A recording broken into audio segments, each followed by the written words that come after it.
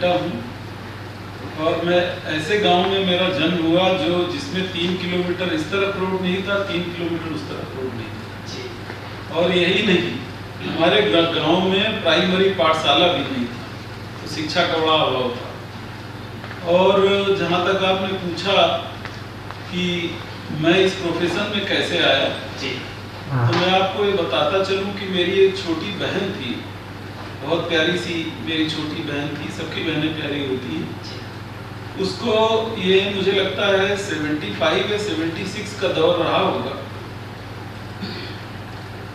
नहीं 64 या 65 का दौर रहा होगा, जब एक बार कालरा फैला हुआ था जी।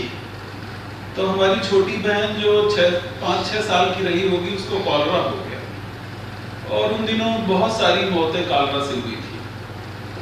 कालरा हो गया तो उस समय इतने डॉक्टर्स तो थे नहीं, तो जो वहाँ का कस्बा था वहाँ पे हमारे ग्रैंडफादर और मेरे पिताजी हमारी बहन को लेके गए और वो एक पोस्ट ऑफिस में काम करने वाला आदमी ही मेडिकल की प्रैक्टिस करता था, ऐसा टाइम था।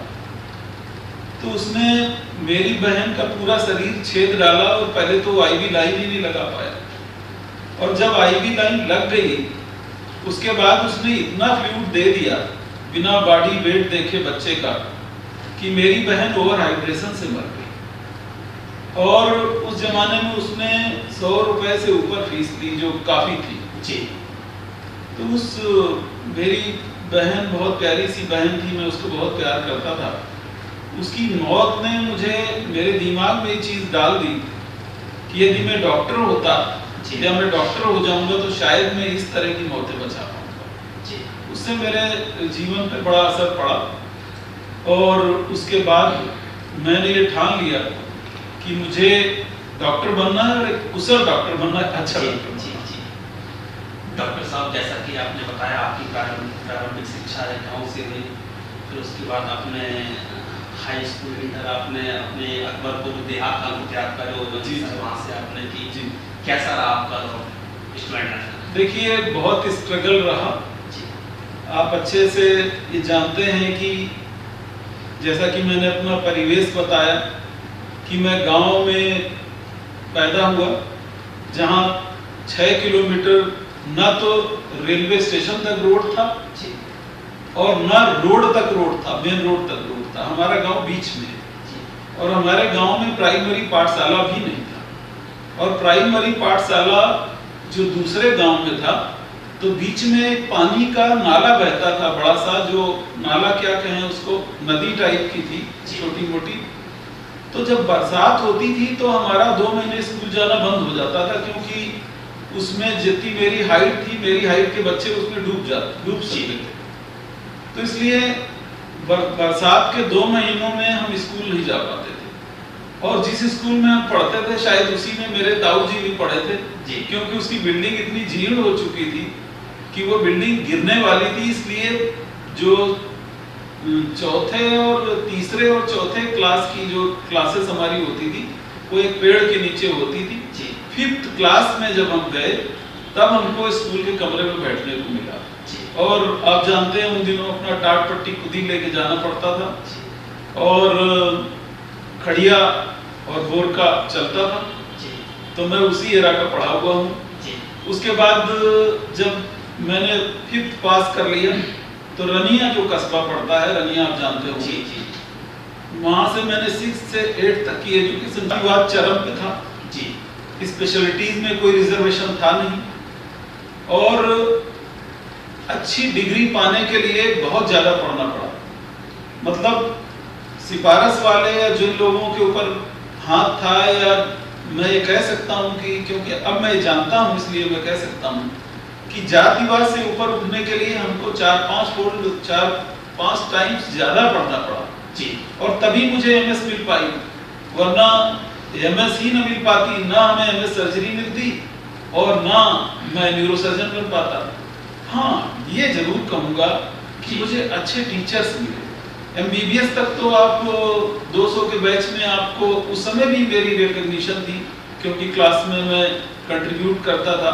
जब टीचर सवाल पूछते थे तो मैं रिप्लाई करता था, पढ़ता ज़्यादा था। कई बार तो हमारे टीचर जो डिफिकल्ट सब्जेक्ट होता है फार्माकोलॉजी, उसका क्लासिफिकेशन लिखने के लिए कई बार हमारे टीचर ब्लैक बोर्ड पे बुला लेते थे और वो कहते थे, वो डिफिकल्ट नाम होते थे, वो कहते थे तुम लिख दो इसमें।